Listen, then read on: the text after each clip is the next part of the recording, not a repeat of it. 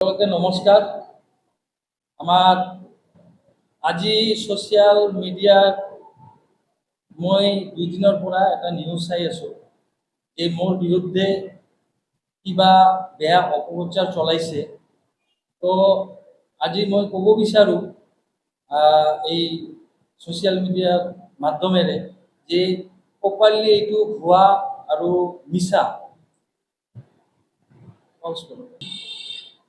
হয়, সঁচা কথা। এই যে ছোৱালীৰ লগত মোৰ ফেচবুকত কথা হৈছিল, কথা হোৱাৰ পিছত ইয়াৰ লগত নাম্বাৰ এক্সচেঞ্জ হৈছিল, কথা চথা হৈছিল। তো ই মোৰ পৰা ইয়াৰ ভণ্টি আৰু ই পঢ়া শুনাৰ ক্ষেত্ৰত মোৰ পৰা হেল্প বিচাৰিছিল। মই হেল্প কৰিছোঁ, যথেষ্ট হেল্প কৰিছোঁ। কৰাৰ পিছত মই চালোঁ যে ইয়াৰ লগত কোনো ধৰণৰ মানে বেয়া আচৰণ ব্যৱহাৰ আমাৰ নাছিল। তথাপিও আজি নিউজত মানে কিবা কিবি কৈ আছে, ছ'চিয়েল মিডিয়াত কিবা কিবি কৈ আছে।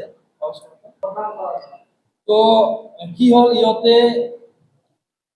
ইহঁতৰ লগত এই প্ৰিয়া কৰ্মকাৰৰ মা দেউতা আৰু মোৰ মা দেউতা ইহঁতে ঘৰত এই প্ৰিয়া কৰ্মকাৰৰ লগত মোৰ লগত বিয়াৰ আলোচনা চলাইছিল। তো চলোৱাৰ ক্ষেত্ৰত বিয়াৰ আলোচনা চলি আছিল। তেতিয়া ইয়াৰ বহুত ধৰণৰ মানে কথা আমি গম পালোঁ বা কিবা কিবি হ'লে। তো হোৱাৰ পিছত এই ছোৱালীজনীয়ে নিজে ক'লে যে মোক মেছেজ কল কৰিব নালাগে, মোৰ লগত কোনো ৰিলেশ্যন নাই। এইখিনি কথা কোৱাৰ পিছত আমাৰ লগত কোনো ৰিলেশ্যন আৰু নাই।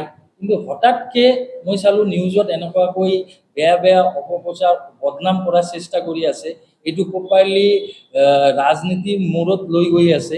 এইটো আমাৰ BPF দলৰ লগত কোনো জড়িত নাই। এইটো আমাৰ ব্যক্তিগত এটা কথা আছিল। এই কেইজনমান অপজিশ্যন ল'ৰাই ইয়াক কনভাৰ্ট কৰি পিনে, ইয়াৰ লগত কথা পাতি পিনে ইয়াক ৰাজনীতি অস্ত্ৰ হিচাপে ইউজ কৰিব বিচাৰি আছে। মই এটাই কথা ক'ব বিচাৰোঁ, ইয়াক তাত যিহেতু ছোৱালীজনীয়ে অলৰেডি কেছ দিছে নাকি এইখিনি কথা শুনিছোঁ, আৰু ময়ো অলৰেডি কেছ দিছোঁ। আৰু ছ'চিয়েল মিডিয়াত বহুত বেয়া বেয়াকৈ মোৰ নামত লিখিছিল ছোৱালীজনীয়ে, এইখিনিও আমি অলৰেডি কেছ দিয়া হৈছে। তো এতিয়া আইনগতভাৱে গোটেইখিনি ব্যৱস্থা ল'ব। যদি মই দোষী, মোক শাস্তি দিয়ক, মোৰ কোনো বাধা নাই।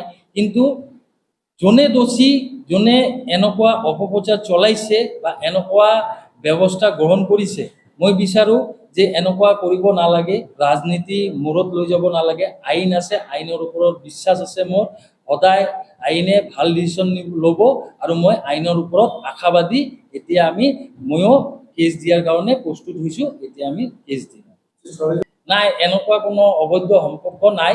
ইয়াৰ মা দেউতাই ইয়াৰ ভণ্টিৰ কাৰণে গোসাইগাঁৱত ইণ্টাৰ্ণশ্বিপ কৰাৰ কাৰণে আহিছিল। তেতিয়া মই যথেষ্ট সহায় কৰিছিলোঁ।